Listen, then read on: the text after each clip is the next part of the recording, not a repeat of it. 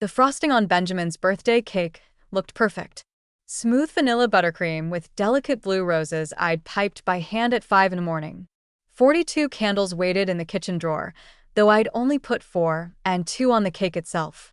At 67, I'd learned that some gestures were more about the giver than the receiver. I adjusted my yellow dress, the one Benjamin had once said made me look presentable, and checked my reflection in the hallway mirror. The woman staring back had steel gray hair pulled into a neat bun, lines earned through decades of caring for others, and eyes that held too many unspoken truths. Today felt different, though I couldn't name why. Perhaps it was the weight of the envelope I'd prepared 3 days ago, now hidden in my bedroom drawer alongside documents Benjamin had never bothered to read. The house smelled of roast beef and rosemary potatoes, his favorites. Naturally, I'd spent the morning preparing everything just as I had for the past 25 years of his birthdays. The dining room table gleamed under the crystal chandelier William had bought me during our brief happy marriage 15 years ago. William, who'd brought light back into my life after my first husband's death, who trusted me with his precious daughter, Shirley, when she was just 10 years old. Shirley, even thinking her name brought warmth to my chest. At 40 now, she was everything I could have hoped for in a daughter. Brilliant, compassionate, fiercely loyal. She'd built herself into a formidable business executive, partly because of the opportunities I'd quietly provided, but mostly through her own determination. She called me every Sunday, visited monthly, and had never once made me feel like a burden or an obligation. Unlike my biological son, I heard Benjamin's key in the lock, followed by the familiar sound of his briefcase hitting the floor with more force than necessary. He was always angry about something these days: the traffic, his employees, the weather, the way I folded his shirts. At 42, my son had perfected the art of dissatisfaction.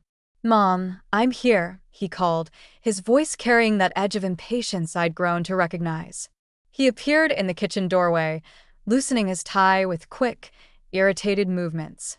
Benjamin had inherited his father's sharp features, but none of his kindness. Where my first husband had been gentle despite his flaws, Benjamin was hard edges and cold calculation. "Happy birthday, sweetheart," I said, forcing brightness into my voice. "Everything's ready. I made all your favorites." He glanced at the spread I'd prepared: the roast, the potatoes, the green bean casserole, the cake. For a moment, something flickered across his face. Appreciation? No, more like inventory. He was cataloging my efforts, not with gratitude, but with the cool assessment of someone tallying debts. "Thanks," he said, already heading toward the liquor cabinet. "I need a drink first. It's been a hell of a day." I watched him pour 3 fingers of the expensive whiskey I'd bought specifically for occasions like this. He never asked about my day, never wondered if I'd had a hell of a day, too. At 67, my days were filled with managing the company he thought he ran, handling investments he didn't know existed, and maintaining the lifestyle he'd grown accustomed to without ever questioning where the money came from. "How's the business?" I asked, though I knew the answer. I'd been reviewing the quarterly reports just that morning. "Fine," he said curtly, settling into his chair at the head of the table. The seat that had been William's then became mine after his death, then somehow migrated to Benjamin without discussion. "Though I don't know why you insist on staying involved. You don't understand the complexities." I served his plate, piling it high with food I'd spent hours preparing. "I suppose you're right. I'm just a simple woman." He didn't catch the edge in my voice. Benjamin had always been remarkably deaf to subtlety when it didn't serve his interests.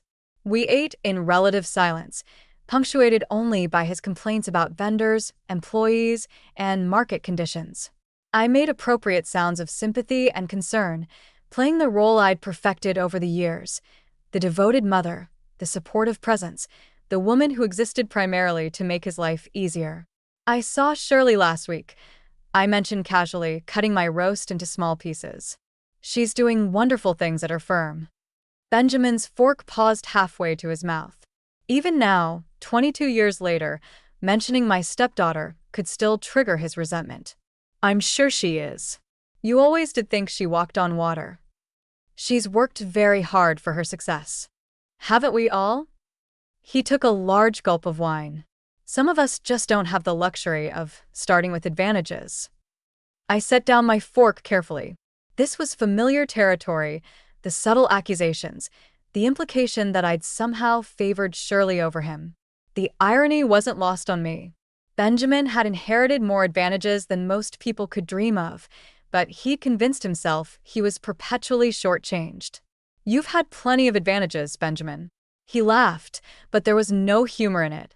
Right? Like having my mother remarry and suddenly having to share her attention with some other man's kid. William was a good man. He was good to both of us. He was good to you. He tolerated me because he had to. I felt the familiar tightness in my chest that came with these conversations. William had tried so hard with Benjamin, had bent over backward to include him, to be the father figure he'd lost. But Benjamin had been 12 when I remarried, old enough to resent the intrusion, young enough to blame me for every perceived slight. That's not true, and you know it. What I know, Benjamin said, his voice growing harder, is that everything changed when you brought them into our lives. Suddenly, I had to compete for your attention. Had to watch you fuss over that little girl like she was some kind of precious princess.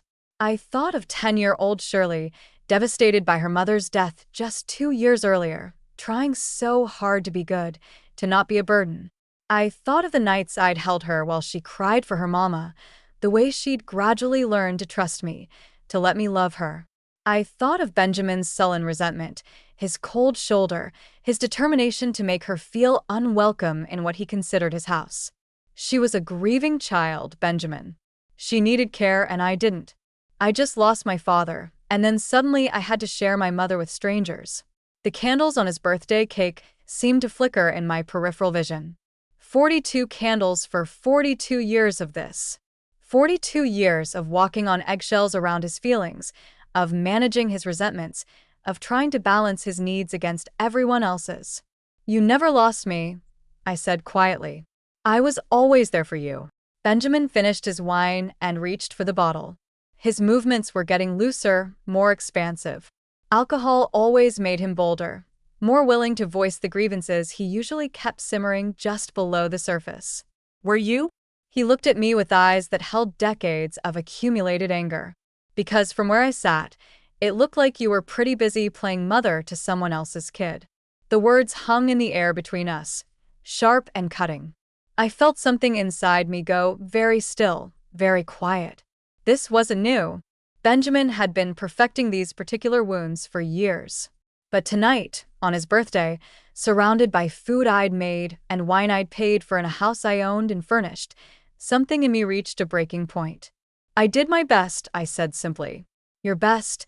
He leaned back in his chair, studying me with the calculating look he'd inherited from his father. You want to know what I remember about your best? I remember you teaching her to drive while I had to take the bus. I remember you helping her with college applications while telling me to figure it out myself. I remember you crying at her graduation, like she'd just won the Nobel Prize. Each accusation was a small knife, carefully aimed. The terrible thing was that some of them held grains of truth. I had helped Shirley more than Benjamin in certain ways. But what he conveniently forgot was that by the time Shirley came into our lives, Benjamin had already established his pattern of rejecting help, of pushing away support, of interpreting every gesture of love as either insufficient or suspect. I helped you, too, I said, my voice steady despite the chaos in my chest. Did you? Benjamin's laugh was bitter. Name one thing, Mom. One meaningful thing you've done for me. The question hung in the air like a challenge. I could have listed 1,000 things. The sleepless nights when he was sick, the school events I never missed, the way I'd quietly arranged for him to have a job at the company, the bills I'd paid, the problems I'd solved, the way I'd stepped back and let him believe he was running everything himself. But looking at his face, I realized the futility of it all. Benjamin had spent 42 years building a narrative in which he was the victim and I was the inadequate mother. No list of sacrifices would penetrate that armor. No accounting of love given would balance his books of resentment received. I smiled. It was a small smile, quiet and sad, and final. You're right, I said. I've never done anything for you. The words seemed to surprise him. He'd been expecting an argument, a defensive recitation of my maternal resume. Instead, I'd given him exactly what he'd asked for, validation of his grievances. "Well," he said, suddenly looking uncertain. "I didn't mean no, Benjamin. You're absolutely right." I stood up, beginning to clear the dishes. "I've never done anything meaningful for you. Never sacrificed or struggled or worried or worked on your behalf. You've managed everything all by yourself." I could see him trying to process this unexpected capitulation. He'd won the argument, but victory felt hollow when the opponent refused to fight. We finished dinner in silence. I served the cake, sang happy birthday in a voice that sounded strangely distant to my own ears, and watched him blow out his candles. He made a wish, probably for something he believed I'd never given him. After he left, I sat in the gathering darkness of my dining room, surrounded by the debris of celebration. The house felt different now, charged with the electricity of impending change. I thought about the envelope upstairs, about the phone calls I would need to make, about the conversation I would have with Shirley tomorrow morning. Benjamin wanted to know what I'd never done for him. By tomorrow night, he would have his answer. I didn't sleep that night. Instead, I sat in William's old leather chair, the one Benjamin had always coveted but never dared claim, and watched the hours crawl toward dawn. The house held its breath around me, as if sensing the earthquake that was about to reshape its foundation. At 5:30, I made coffee and called Shirley. Susan. Her voice was thick with sleep, but immediately alert. 22 years of being my daughter had taught her to recognize when something was wrong. "What's happened? Can you come over this morning? We need to talk." "Of course. Give me an hour." I spent that hour in my home office, a room Benjamin had never bothered to enter because he assumed it contained nothing more than recipe collections and charity correspondence. The irony would have been delicious if it weren't so tragic. Here, surrounded by financial statements and legal documents, I'd spent 15 years quietly building and managing the empire he thought he controlled. The company, Johnson Logistics, had been William's modest trucking business when we married. After his death, I'd transformed it into a multi-million-dollar operation through careful expansion, strategic partnerships, and shrewd investments. Benjamin believed he'd done this work. He gave interviews to trade magazines about his business acumen, spoke at conferences as the company's visionary leader, and basked in the respect of his peers. He had no idea that every major decision flowed through me, that his signature on contracts was merely a formality, that the CFO called me first when problems arose. Benjamin was the public face of Johnson Logistics, but I was its heart, brain, and backbone. Shirley arrived precisely 1 hour later, as she always did. She knocked twice and entered with her key, calling out as she came through the foyer. "In the office," I replied. She appeared in the doorway carrying 2 cups of coffee from the shop near her apartment, her dark hair pulled back in the efficient ponytail she favored for weekend mornings. At 40, Shirley had inherited her father's height and her mother's delicate features, but her strength was entirely her own creation. She wore jeans and a soft gray sweater that made her look younger than her years, though her eyes held the sharp intelligence that had made her one of the youngest senior partners at her consulting firm. "You look terrible," she said, settling into the chair across from my desk with the blunt honesty that had always characterized our relationship. "I feel terrible." She studied my face with the practiced eye of someone who'd learned to read my moods before she'd learned to read books. Benjamin's birthday dinner didn't go well. It wasn't a question. Shirley had weathered enough of Benjamin's storms to recognize the aftermath. He told me, "I've never done anything for him." Shirley's coffee cup paused halfway to her lips. He said, "What?" I repeated Benjamin's words exactly, watching as her expression shifted from surprise to anger to something harder and more resolved. Shirley had spent her childhood trying to win Benjamin's acceptance, her teenage years avoiding his cruelty, and her adulthood maintaining careful distance from his toxicity. She knew better than anyone how his mind worked. "And what did you say?" I agreed with him. This time, she did set down her coffee cup. "Susan," I told him he was right, that I'd never done anything meaningful for him. I opened the folder I'd prepared the night before. And now I'm going to make sure that's true. Shirley leaned forward, her business instincts sharpening. What are you planning? I slid the documents across my desk. I'm disappearing, sweetheart. And I'm taking everything with me. She picked up the papers, legal transfers, financial authorizations, property deeds. Her eyes widened as she processed the scope of what I was showing her. The company, she breathed, the house, the investments.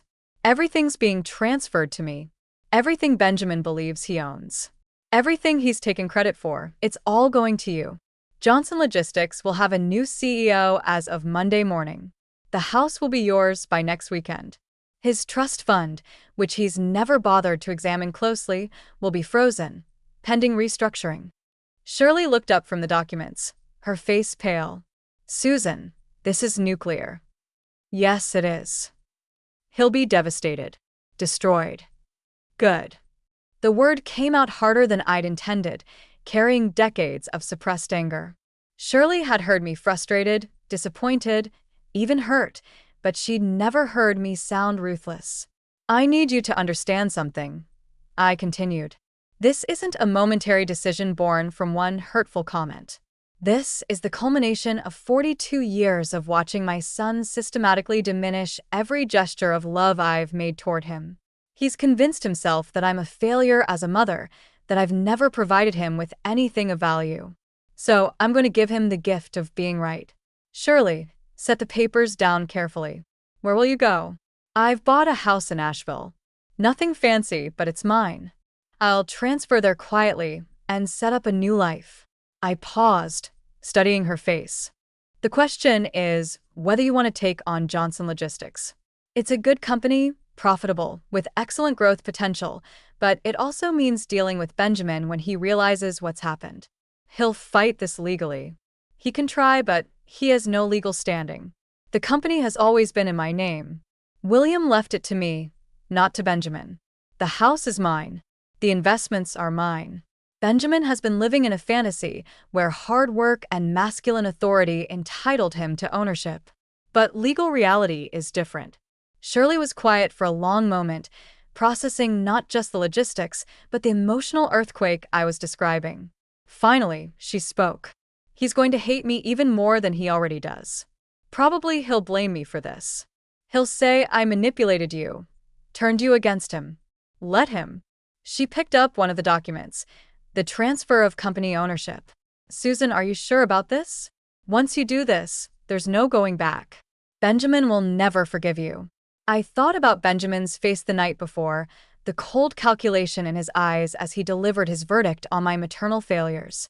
I thought about the years I'd spent walking on eggshells, trying to balance his needs against everyone else's, accepting blame for his disappointments and credit for none of his successes. I don't want his forgiveness, I said. I want my freedom. Shirley nodded slowly. When? I'm leaving tonight. I've already moved most of my personal belongings. I did it gradually over the past month, so Benjamin wouldn't notice. The movers will come Monday for the rest. By the time Benjamin wakes up tomorrow morning, I'll be in North Carolina, and you'll be the legal owner of Johnson Logistics. What about his job? That's up to you. You're the new CEO. If you want to keep him on as an employee, that's your decision. But he'll be working for you now, not the other way around. The delicious irony wasn't lost on either of us. Benjamin, who'd spent years resenting his little sister, would now be dependent on her goodwill for his livelihood. There's something else, I said, reaching for another folder. Benjamin's always believed he was entitled to an inheritance when I die. He's made comments over the years about the house being his someday, about carrying on the family business. I want him to understand exactly what he's lost. I opened the folder to reveal a detailed financial statement, the true scope of Johnson Logistics' worth, the property values, the investment portfolios, the life insurance policies. The numbers were staggering, even to Shirley. My God, Susan, you're worth more than Benjamin ever imagined. And now it's yours. Shirley stared at the figures, her business mind automatically calculating what this meant. This changes everything. Yes, it does. You'll be able to expand Johnson Logistics however you want. Buy that building you've been eyeing for your consulting firm. Travel, invest, live without financial constraints. I paused. Or you can give it all back to Benjamin and pretend this conversation never happened. She looked up sharply. Is that what you want? What I want is for you to have choices. Real choices. Not the careful compromises you've been making your whole life, because you didn't want to seem greedy or demanding. I reached across the desk and took her hand. You've earned this, sweetheart. Not through birth or entitlement, but through being the daughter I chose. And who chose me back? Tears had started in Shirley's eyes, but she blinked them away with characteristic determination. What about Benjamin's wife? His kids? Benjamin had married Judith 3 years ago, a woman as cold and calculating as he was, who'd produced 2 children and treated them more like accessories than people. Little Warren and Rosa, ages 5 and 3, were bright, sweet children who barely knew me because their parents considered my presence an inconvenience. Judith has a trust fund of her own. She'll be fine. As for the children, I hesitated. I've set up education funds for them that she can't touch. Whatever happens between Benjamin and me, Warren and Rosa shouldn't suffer for it. Shirley squeezed my hand. You really have thought of everything. I've had time to plan. We spent the next 2 hours going through details: bank account transfers, legal authorizations, contact information for key employees and clients. Shirley took notes with a methodical precision that had made her such a successful consultant. But I could see the emotional weight settling on her shoulders. There's one more thing, I said as we finished. I need you to promise me something. Anything. Don't let guilt make you soft with him.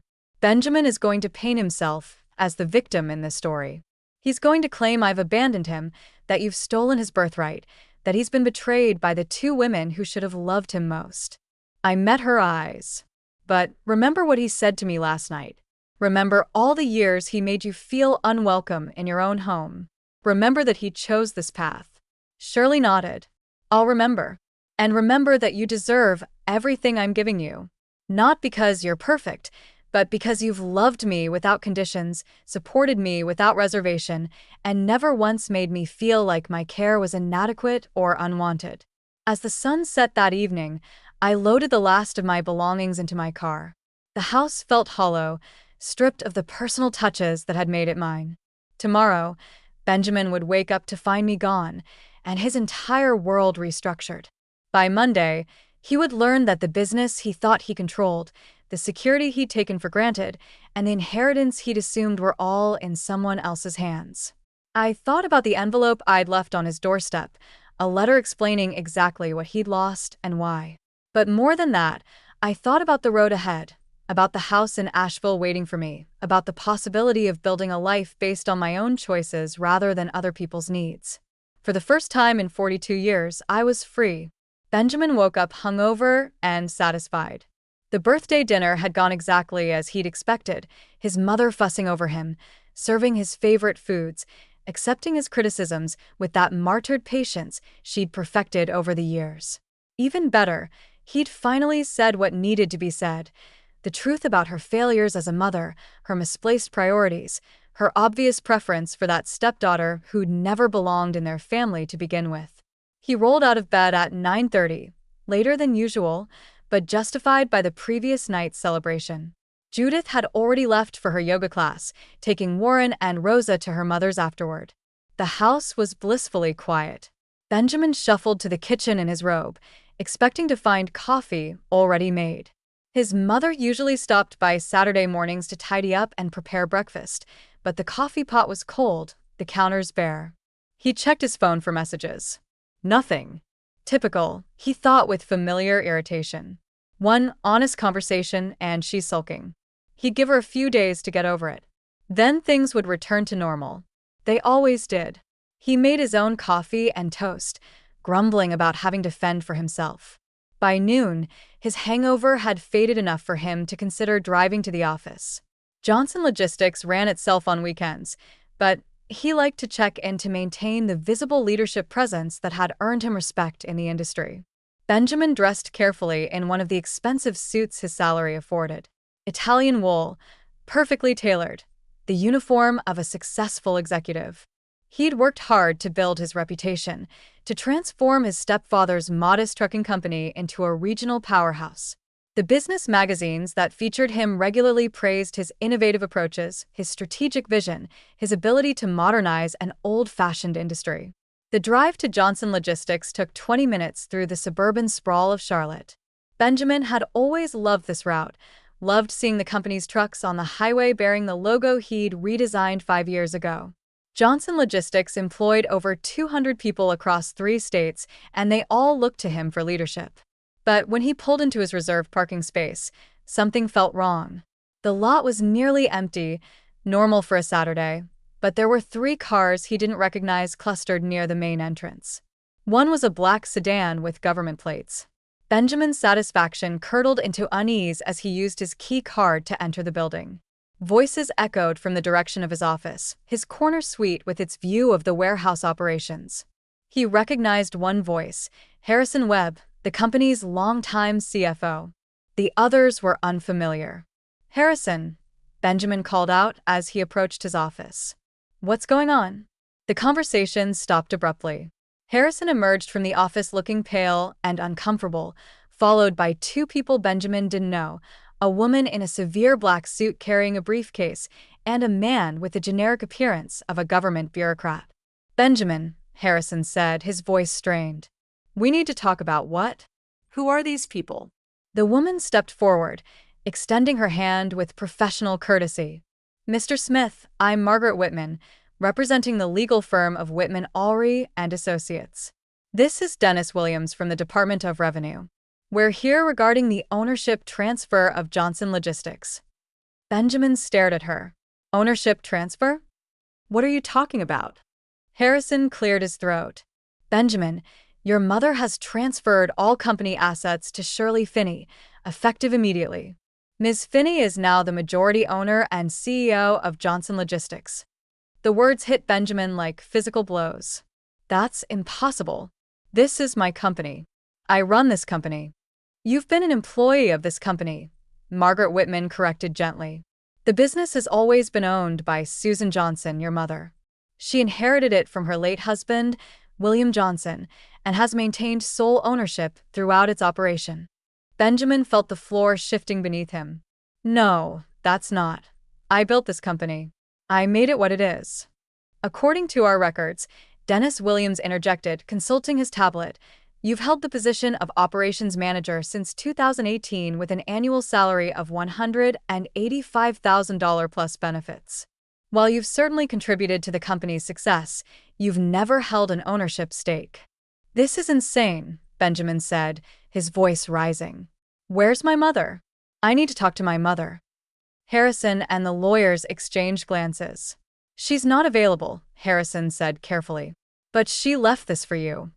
He handed Benjamin an envelope, thick cream-colored paper with his name written in his mother's careful script. Benjamin's hands shook as he tore it open.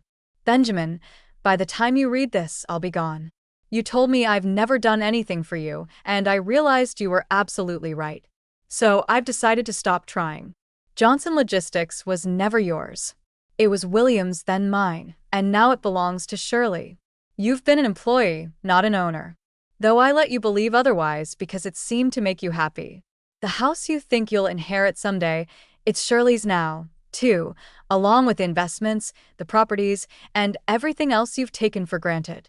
You wanted to know what I've never done for you. I've never taught you gratitude. I've never shown you consequences. I've never made you understand that love is not a one-way transaction. Now you'll have the chance to build a life based on your own merits without relying on things you never owned and accomplishments that were never yours. Shirley will decide whether to keep you on as an employee. I suggest you treat her with more respect than you've ever shown me. You said I've never done anything for you. Now that's finally true." Benjamin read the letter twice, 3 times, his mind struggling to process the implications. Around him, the lawyers and Harrison waited in uncomfortable silence. "This can't be legal," he finally said. "She can't just take everything." "I'm afraid she can," Margaret Whitman replied. "Mrs. Johnson has been the sole legal owner of all assets. The transfers have been properly executed and filed. Miss Finney is now your employer, assuming she chooses to retain your services." Benjamin's phone buzzed. A text message from an unknown number. This is Shirley. We need to meet Monday at 9 a.m. to discuss your future with the company. Don't be late. MF CEO Johnson Logistics. The casual authority in that message, the way she'd signed it with her new title, hit him like a slap.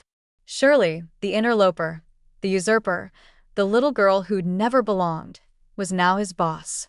I need to sit down, Benjamin said, stumbling toward his office chair. Actually, Harrison said quietly, this isn't your office anymore. Ms. Finney asked that you clear out your personal belongings today.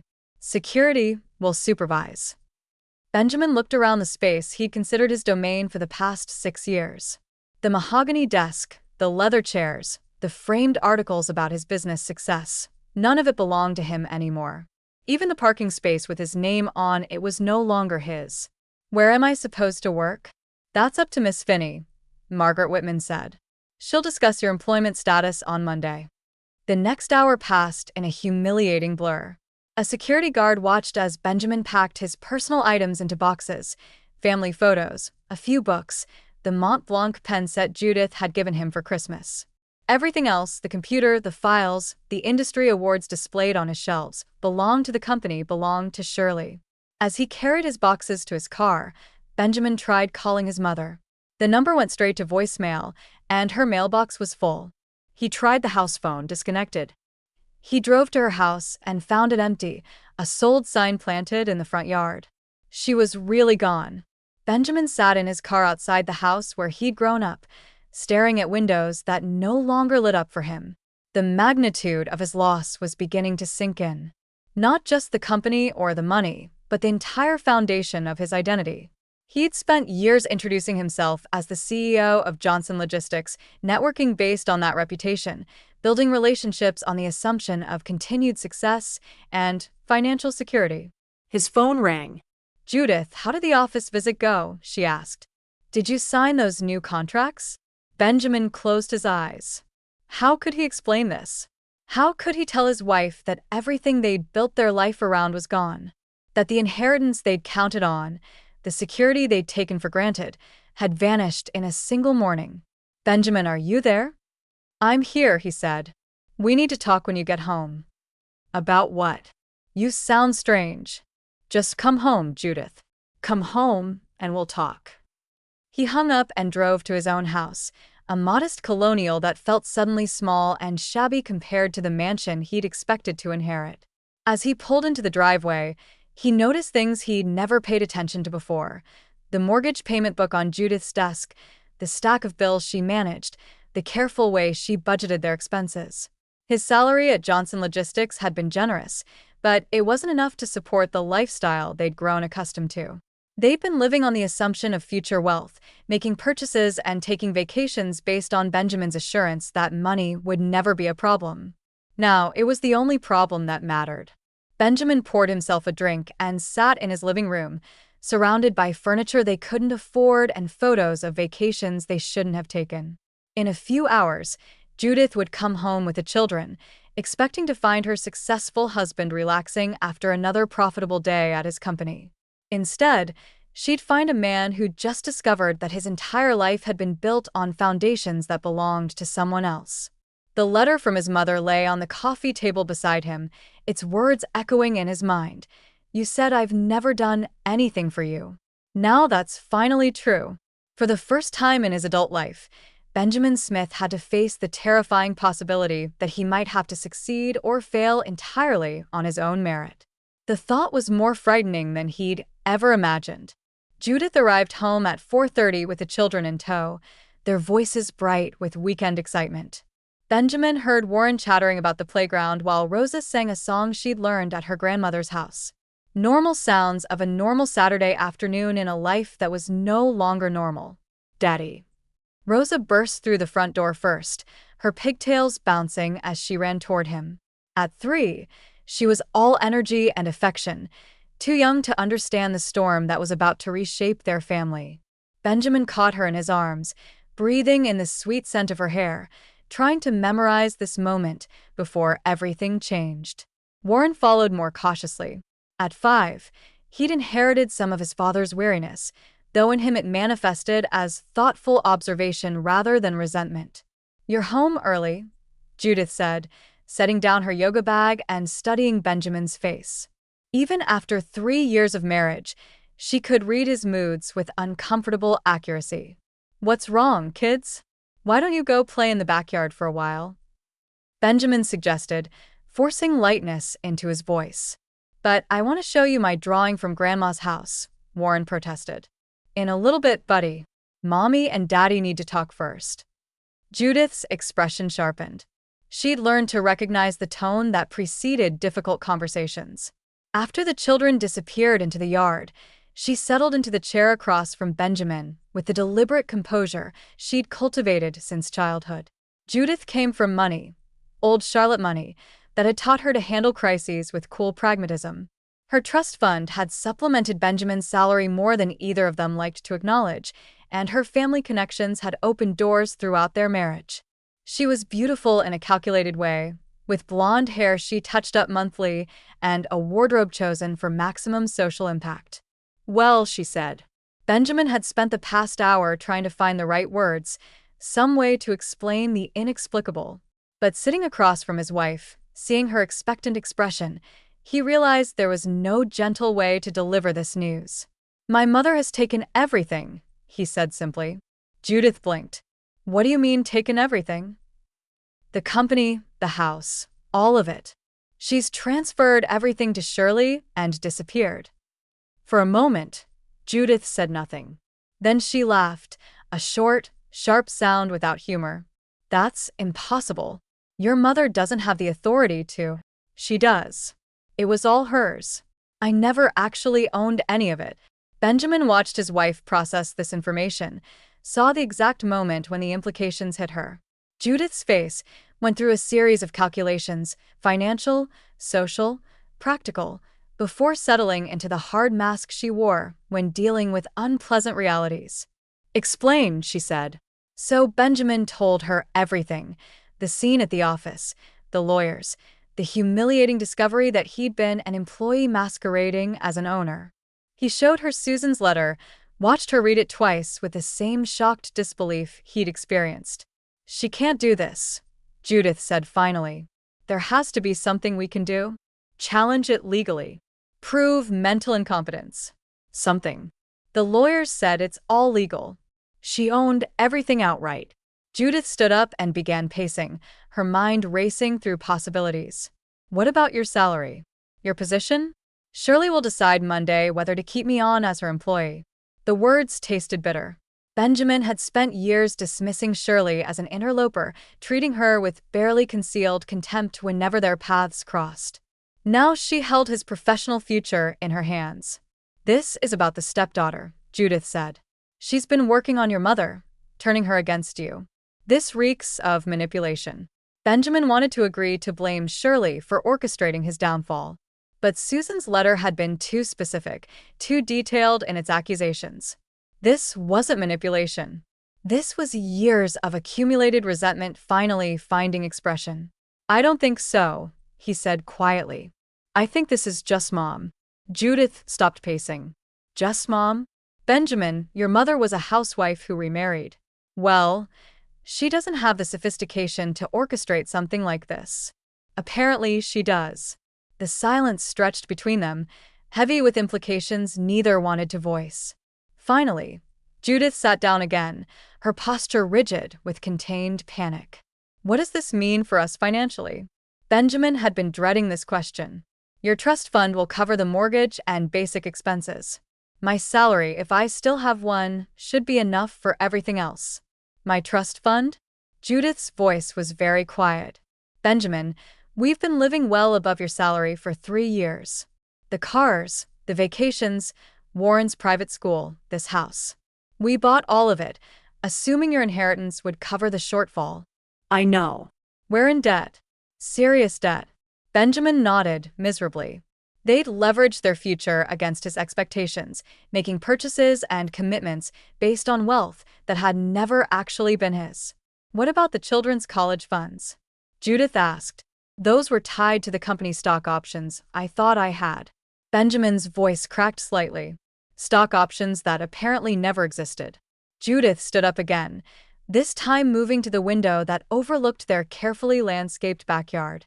Warren and Rosa were building something elaborate with sticks and leaves, their laughter carrying through the glass. "We'll have to sell the house," she said. "Probably move somewhere smaller. Take Warren out of Montessori." "Yes. Cancel the trip to Europe we planned for Christmas." Benjamin nodded, though she couldn't see him. Each item on Judith's list was another piece of their life being stripped away. Another assumption that had crumbled along with everything else. "I should call my father," Judith said. "See if he knows any employment lawyers." "To do what?" "To explore our options. Wrongful termination, breach of contract, something." She turned from the window, her expression hardening into the determined mask Benjamin recognized from her business dealings. "I'm not going to let some bitter old woman destroy our family because she had a tantrum." Benjamin flinched at her characterization of his mother, even though he'd said worse things himself over the years. Hearing it from Judith's lips made the cruelty more obvious somehow. "She's not bitter. She's angry. There's a difference." "Angry about what?" "You've been a good son. You've worked hard. Built the company up." "I haven't built anything," Benjamin interrupted. "That's the point. She built it." "I just showed up and took credit." Judith stared at him as if he'd spoken in a foreign language. "That's ridiculous. You've worked 60-hour weeks for years. You've made that company what it is." "Have I? Or have I just been following plans she made, implementing strategies she developed, taking credit for successes she orchestrated?" Benjamin rubbed his face tiredly, reading that letter, thinking about everything that's happened. "I'm not sure I've ever actually accomplished anything on my own." "Stop it." Judith's voice was sharp. "Don't you dare have a crisis of confidence now. We need to fight this, not fall apart." But Benjamin was already falling apart. The revelation that his entire professional identity had been a fiction was cascading through his sense of self, unraveling everything he'd believed about his capabilities and accomplishments. His phone buzzed with a text message from Shirley. "Benjamin, I know this is difficult, but I want you to know that despite everything, I value your contributions to the company. We'll talk Monday about how to move forward. Try to have a good weekend with your family." The message was professional, but not unkind. It was more consideration than Benjamin had ever shown Shirley during the years they'd known each other. "What does she want?" Judith asked, reading over his shoulder. "To talk Monday about my future." "At least she's keeping you on." "Maybe. Or maybe she's just being polite before she fires me." Judith sank back into her chair, the fight temporarily draining out of her. "How did this happen, Benjamin? How did we not see this coming?" Benjamin thought about his mother's birthday dinner, about the careful way she'd served his favorite foods and listened to his complaints, about the quiet smile she'd given him when he delivered his final devastating judgment. "She tried to tell me," he said quietly. "Not directly, but she tried to show me. All those years, she kept managing things behind the scenes, kept solving problems I didn't even know existed. And I kept dismissing her, kept acting like she was just in the way. She was your mother. It was her job to support you. Was it her job to support me while I treated her stepdaughter like garbage? Was it her job to fund my lifestyle while I complained about everything she'd done wrong?" Benjamin looked at his wife, seeing for the first time how much she resembled him in her sense of entitlement. Maybe she got tired of having a job where the only payment was criticism. Judith's expression hardened. "I can't believe you're taking her side." "I'm not taking anyone's side. I'm just trying to understand how we got here." The back door opened and Warren tumbled inside, grass stains on his knees and dirt under his fingernails. "Daddy, come see what we built." "It's a castle for Rose's fairy dolls." Benjamin looked at his son, bright, eager, innocent of the catastrophe reshaping their world. In a few days, they'd have to start explaining why things were changing, why Daddy's job was different, why they couldn't afford the things they'd taken for granted. "Just a minute, buddy," Benjamin said. "Let me finish talking to Mommy." But as Warren ran back outside, Benjamin realized there was nothing left to discuss. The damage was done, the consequences set in motion. All that remained was figuring out how to build a life from the wreckage of their assumptions. And somehow Monday morning, He would have to sit across from Shirley Finney and ask her for the mercy he'd never shown her. The irony wasn't lost on him. For the first time in his life, Benjamin would have to rely on the kindness of the woman he'd spent 22 years trying to make feel unwelcome in her own home. Monday morning arrived gray and cold, matching Benjamin's mood as he drove to Johnson Logistics for what might be his final day as an employee. He'd spent the weekend in a haze of financial calculations and difficult conversations, each one reinforcing the magnitude of his fall from grace. The parking lot felt different now that he knew he was just another worker reporting to someone else's company. His old reserved space near the entrance bore a new nameplate, M. Finney, CEO. Benjamin parked in the general employee section, walking past trucks and loading docks he'd never paid attention to when he thought he owned them. Inside, the Monday morning bustle continued as usual. Employees nodded to him with the same indifference they'd always shown, unaware that the hierarchy had shifted beneath their feet. Benjamin wondered how long it would take for word to spread, how the revelation of his true status would change these interactions. He rode the elevator to the executive floor, his stomach churning with anxiety and wounded pride. The hallway that had once felt like his domain now seemed foreign, hostile. Outside what had been his office, he paused. Through the glass walls, he could see Shirley seated behind the mahogany desk, reviewing documents with a focused intensity he remembered from her childhood. Benjamin knocked and waited for permission to enter his former sanctuary. "Come in," Shirley called without looking up. She'd changed nothing about the office except for a single framed photograph on the desk. A picture of herself with Susan from last Christmas. Both women smiling with genuine warmth. The sight of his mother's face, relaxed and happy in a way Benjamin couldn't remember seeing in years, hit him like a physical blow. "Sit down, Benjamin," Shirley said, finally meeting his eyes. At 40, she commanded the space with natural authority. Her dark hair was pulled back in a severe bun, and she wore a charcoal gray suit that conveyed both professionalism and power. But her eyes, those were still the eyes of the 10-year-old girl who'd tried so hard to earn his acceptance. "How was your weekend?" she asked. The question seemed genuinely curious rather than mocking. Benjamin searched her expression for signs of gloating or the satisfaction of victory, but found only professional courtesy tinged with something that might have been compassion.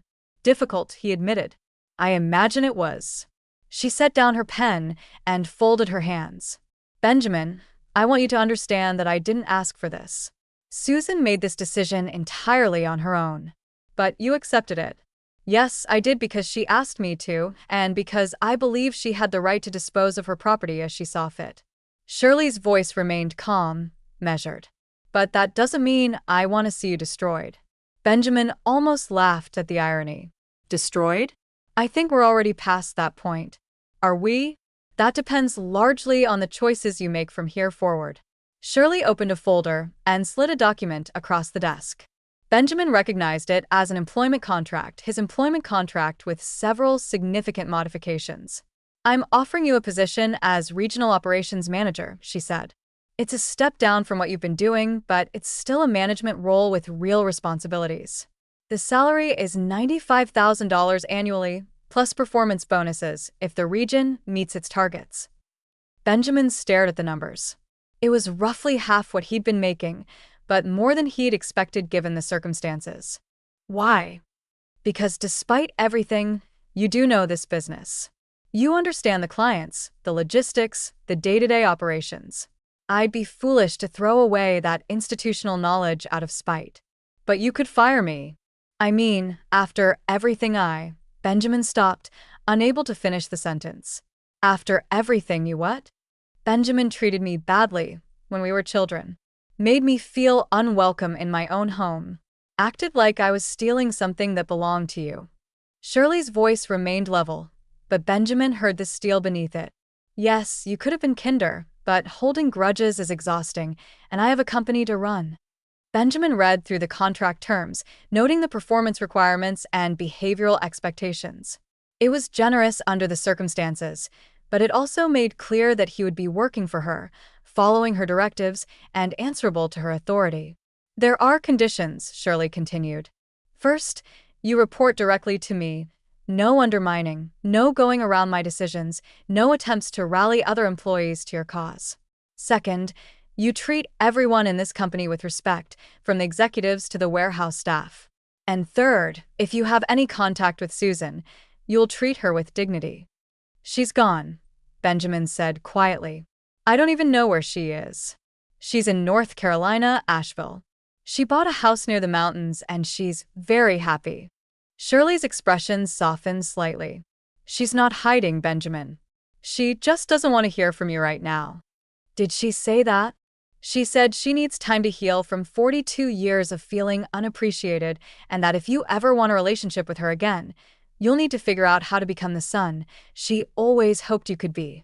The words hit Benjamin like stones, each one precisely aimed at the guilt and self-doubt he'd been carrying since Saturday. He thought about his mother alone in a strange city, starting over at 67, because her own son had made her feel unwanted in the life she'd built. What about my children? He asked. Warren and Rosa. Will they ever see her again? For the first time, Shirley's composure cracked slightly. Susan loves those children, but she won't use them as weapons against you, and she won't put them in the middle of this conflict. If you want them to have a relationship with their grandmother, you'll need to find a way to make that possible. Benjamin signed the contract without reading it again. What choice did he have? But as he wrote his name, he realized something had shifted in his thinking. This wasn't just about survival anymore. It was about facing the truth of who he'd been and who he might still become. Thank you, he said, and meant it. Shirley nodded. Your office is on the second floor. Rebecca will show you around and introduce you to the staff you'll be supervising. As Benjamin stood to leave, Shirley called after him. Benjamin, for what it's worth, I think Susan still loves you, but love isn't enough anymore. She needs to see change, real change, before she'll let you back into her life. That evening, Benjamin sat in his soon-to-be former dining room, helping Warren with homework, while Rosa colored at the table beside them. Judith was in the kitchen making phone calls to real estate agents and private schools, beginning the practical work of downsizing their lives. Daddy, Warren said, looking up from his math worksheet. Why haven't we seen Grandma Susan lately? Benjamin's pencil paused over the arithmetic problem they'd been solving together. Grandma Susan moved away, buddy. She lives in a different state now. Is she mad at us? The innocence of the question broke Benjamin's heart. No, sweetheart. She's not mad at you or Rosa. She loves you very much. Then why did she leave without saying goodbye? Benjamin looked at his son's earnest face, so trusting and confused. How could he explain that Grandma Susan had left because Daddy had spent years being cruel and ungrateful? How could he make a 5-year-old understand that some hurts ran too deep for simple apologies? Sometimes grown-ups make mistakes, Benjamin said carefully. And sometimes those mistakes hurt people we love. Grandma Susan needed some space to feel better. Will she come back? I don't know, Warren. Maybe someday. Rosa looked up from her coloring book. I miss Grandma Susan. She made the best cookies.